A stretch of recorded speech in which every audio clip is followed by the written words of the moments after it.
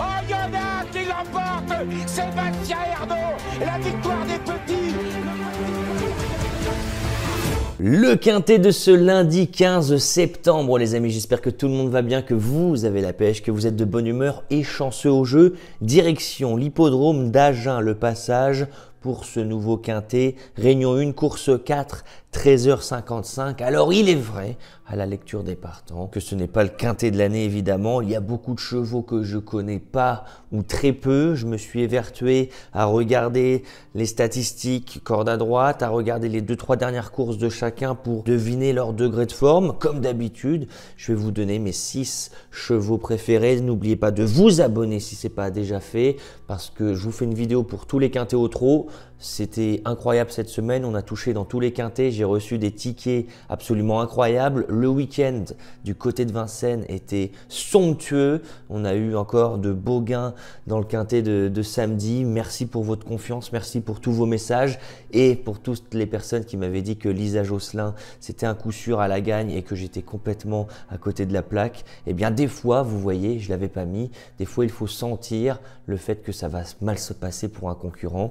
On avait raison et donc on va essayer de continuer sur la lancée. Mon favori pour ce quintet, alors je vais faire confiance à que des chevaux qui partiront en tête pour la simple et bonne raison que tous les chevaux qui sont au premier poteau ont montré leur forme récemment, alors que pour la majorité des concurrents des 25 mètres, eh bien, je me dis que soit ils sont fautifs, soit ils sont intermittents, soit ils n'ont rien montré récemment. Alors je me dis que pourquoi pas faire confiance, hein, aux chevaux de tête, et pourquoi pas avec un énorme outsider d'emblée avec le 5 Yéna d'Orgère que j'ai vu courir, que j'ai vu gagner du côté de Cabourg.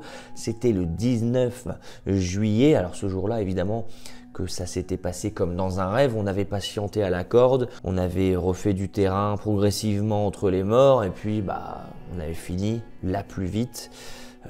Dans un bon lot, je trouve, qui n'a rien à envier à celui d'aujourd'hui. Alors voilà, je me dis qu'en partant en tête, en étant hyper chanceux encore une fois, eh bien on peut continuer justement sur cette lancée, d'autant plus que le 5 septembre, du côté de Laval, Yéna d'Orgère a effectué une très belle ligne droite en retrait. Ça ne m'a pas laissé indifférent. Alors quand je vois que Yéna d'Orgère est annoncée à 23 contre 1, bon, dans un lot où on ne connaît pas beaucoup de chevaux, bon, pourquoi pas tenter un outsider d'emblée avec ce 5 Yéna d'Orgère. Et si vous voulez la jouer gratuitement, rien de plus simple, vous ouvrez un compte The Turf. Je suis partenaire, il y a le lien qui est sous la vidéo en description ou en commentaire. Vous faites un premier dépôt de 20 ou 30 ou 40, comme vous voulez, mais ce premier dépôt, il est doublé. Donc si vous mettez 20, vous aurez 40, et si vous mettez 100, vous aurez 200, plus 10 € encore supplémentaires, parce que vous n'oublierez pas de mettre le code promo TurfistYT, et vous pouvez mettre, je ne sais pas moi, 10 € placés sur ce 5 Yéna d'Orgère. Ça peut être un coup de poker amusant. L'opposition, on va tenter le 6, Iggy Rock. Qu'est-ce que vous en pensez d'Iggy Rock? Il est régulier. Il a 7 ans, il part en tête, il adore cet hippodrome d'Agen où il s'y est toujours très bien comporté. Sa dernière course est vraiment bonne. Il a longtemps dû faire les épaisseurs et je trouve qu'il a rien lâché pour finir, où il devançait ce jour-là Jack l'Éventreur, un cheval qui est en forme et qui était le favori ce jour-là. La perf était vraiment bonne, il avait bien soutenu son effort un bon moment. Alors je me dis que Iggy Rock peut être un postulant au podium et à belle cote. Pour toutes les personnes qui souhaitent avoir tous les matins tous mes chevaux repérés, vous êtes très nombreux à me le demander, vu que c'est la grande forme, vous êtes de plus en plus à être curieux, c'est bien normal. Eh bien, vous pouvez nous rejoindre dans le programme Turfist Pro. Vous avez le lien qui est en description, en commentaire de la vidéo, rejoindre le programme Turfist Pro. Et si vous voulez, voilà, vous amuser avec nous dans la joie, la bonne humeur, partager notre passion, eh bien, faites-le. Franchissez le pas, venez nous rejoindre. Je compte sur vous. Si vous n'êtes pas intéressé, c'est pas grave. Il y a déjà beaucoup de monde qui m'ont rejoint et je vous remercie tous. Pour toutes les personnes intéressées, eh bien, vous savez quoi faire. Le 8 Jetida. Le 8 Jetida, alors je vais la placer en 3e position. Elle est magnifiquement engagée. En gros, pour faire simple, si on voyait la vraie Jetida, si elle ne gagne pas là, faudrait qu'elle arrête sa carrière parce que c'est l'engagement d'une vie là. On est la plus jeune, la mieux engagée du premier poteau, la plus riche du premier poteau. Entraînement Mathieu Mottier. Bon, on avait très bien gagné à Reims, c'était le 21 juin. On avait montré ce jour-là qu'on était capable de tourner corde à droite, comme ça sera le cas aujourd'hui. Par contre, le 19 juillet à Enghien, horrible. Alors est-ce qu'on avait fait trop fort dans la course de Reims et donc Jetida était fatigué? Peut-être. Ceci dit, on lui a laissé un peu de temps, on l'a laissé se reposer tout simplement. On a visé cet engagement visiblement qui semble absolument incroyable.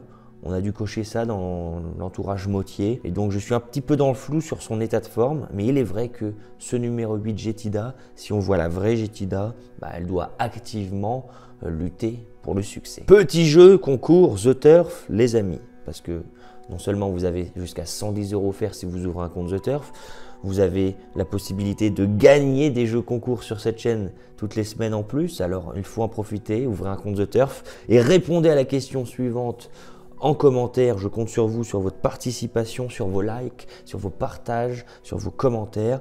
Les amis, donnez-moi 3 chevaux dans cette course en commentaire. Il faut avoir les 2 premiers. Je créditerai sur leur compte The Turf tous les gagnants. N'oubliez pas votre identifiant, bien évidemment. Le numéro 3, Kings Player Pellini, est le favori de la presse. Alors, est-ce que c'est justifié? Bien, visiblement oui.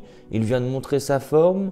Il est toujours régulier. Lorsqu'il ne fait pas la faute, il fait l'arrivée. L'entraînement Martens, la drive Martens, qui fait peur à beaucoup de turfistes qui préfèrent faire avec que sans, bien évidemment. Alors Kings Player Pellini, moi je suis un petit peu dans le flou parce que ces 2 dernières courses en France se sont soldées par 2 disqualifications.